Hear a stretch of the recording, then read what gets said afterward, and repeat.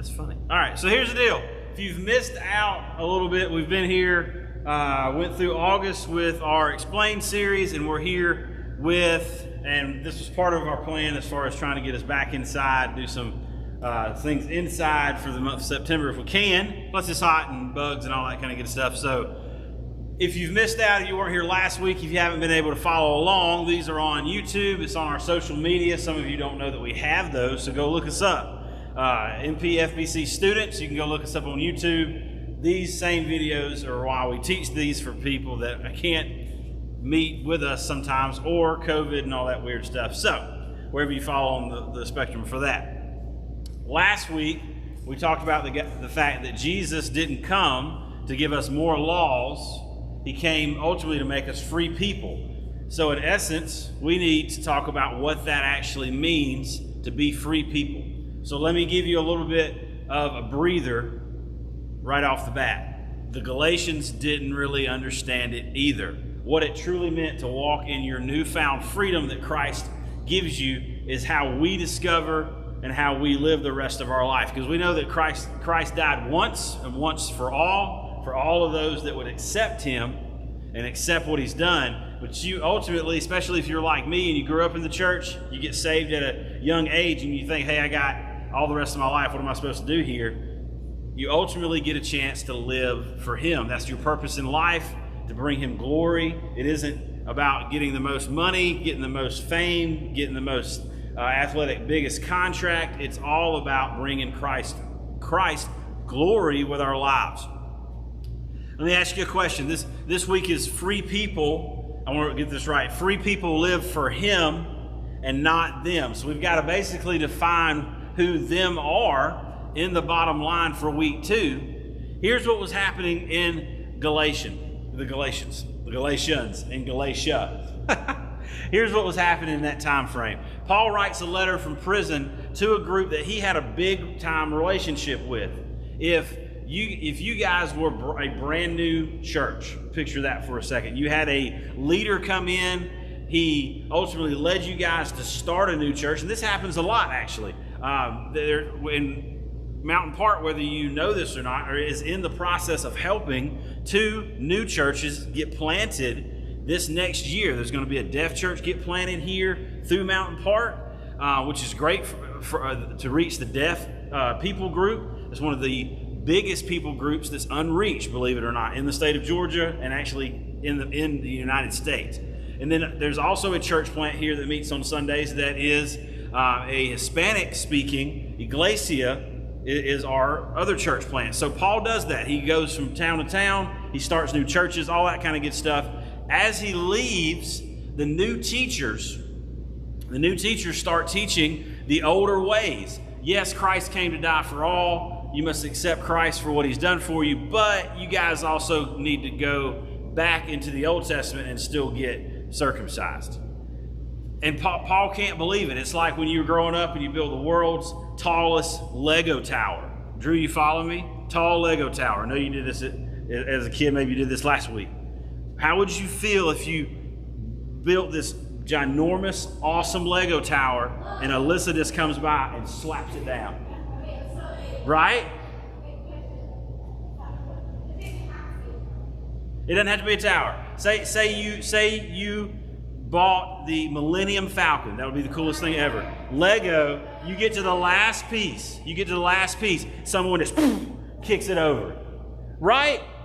It would mess with your head. Paul has to be thinking, what do I have to do for these people at Galatia, for them to understand that it's in Christ alone. These people ultimately were looking at adding to the gospel, and we don't have to do that. So how do we walk in that new kind of freedom, or what do we do? This is what Paul wrote to the Galatians in chapter 1. I'm astonished that you so quickly are deserting the one who called you to live in the grace of Christ and are turning to a different gospel, which is really no gospel at all. Evidently, some people are throwing you into confusion and trying to pervert the gospel of Christ. Has anyone ever tried to impress someone and ultimately has a crazy story about how they fell on their face? tried to do something really neat, really fun, impress someone. Maybe it's the opposite gender, maybe it's not. I got to tell a story really quick on myself. So you'll get to that point where all of us suffer as teenagers with our image, with what people think of us. You may not be there yet, but some of you might be more than others. And you are worried about how people perceive you or how they look at you. Ultimately, Paul tells the Galatians this: I'm not trying to win the approval of people, but of God. If pleasing people were my goal, I would not be Christ's servant. They challenged Paul back, and when they wrote this letter, and this letter is a response to that circumcision had come back in, different laws of the Old Testament had come back in. Who was Paul? And he tells them, I am a servant of Christ. When I was in college, we went off to a college retreat. BCM was the name of it. It was college ministry. And everyone was jumping off this rope swing. And I was particularly at this particular time frame, Shannon doesn't know this story, she'll know this now. I was trying to impress one of the girls that I didn't really know all that well. So I decided, it wasn't her. I decided that I was going to jump off of this rope swing. You have to pull the rope back, jump off of this embankment and into the pond. All right? So sure, we got people who are athletic that are not me doing backflips off this thing. Surely I can jump on this rope, tire swing, and go into the water. All right? So I go for it. I know that she's down there watching. The whole BCM is watching. This is great. So I jump on the rope swing. I close my eyes. I hear, thump, and there goes me down the embankment. I make it to the water, but I did not do any flips. I dragged myself all the way down the embankment into the water. So when I got to the bottom, I just kept walking into the lake and decided not just to hang out there for a little bit. So I did an embarrassing, missed the rope swing, crawled all the way down, flew all the way down. I had red mud, you know how Georgia clay is, all the good Georgia clay, all the way down my back, all the way on my shoulder, and I have no idea what she thought of me at this point. It didn't really matter. She wasn't who I thought she was. So, but I was trying to impress this particular girl. We do that if we're not careful. We will spend our entire years, the next 7 years of your life if you're in middle school, the next 4 years of your life if you're in high school, you will be wrapped up in this idea that I have to impress the people that are around me. Like Paul told the Galatians last week to breathe, there wasn't anything that they could do that made Christ love them less or more than he did when he went to the cross for them. I will tell you that you do not have to live out this season of your life trying to impress people, that when you walk across that field and get that diploma, that you're not going to see but a fraction of them ever again. Now I can tell you that, and that's hard for you to believe, but you will do that in your life if you're not careful everywhere where you're trying to impress a different kind of group. To be a free person means that you give up trying to impress people, to walk in the freedom of living for Christ, because it's captivating. It will ultimately hold you captive to the opinion that other people have of you, or the image that you have to keep up with at school, and you do not have to be that person. Let me kind of read it a little bit out here, see if this might sound like you. You say, hey, I don't have a problem with image. This isn't something that I'm willing to do. Then I'm also going to talk about a sore subject. Yes, all of us will struggle with our image. All of us will want to be impressive to our friends or someone that we're looking to maybe date in the near future or the far off future, depending on where you're at. If you're willing to do things when people are around that you wouldn't do if you were alone, you may be controlled by the approval of others. If what other people say to you or think about you changes how you feel about yourself, you may be controlled by the approval of others. If you feel like you're living different lives depending on the group you're hanging out with, you may be controlled by the approval of others. If there's a church version of you and a school version of you tonight and a home version of you, you actually may be controlled by the approval of others. You don't have to be. Free people live for Him and not for them. You get to walk in the freedom of changing your life as a believer to making it about an audience of one.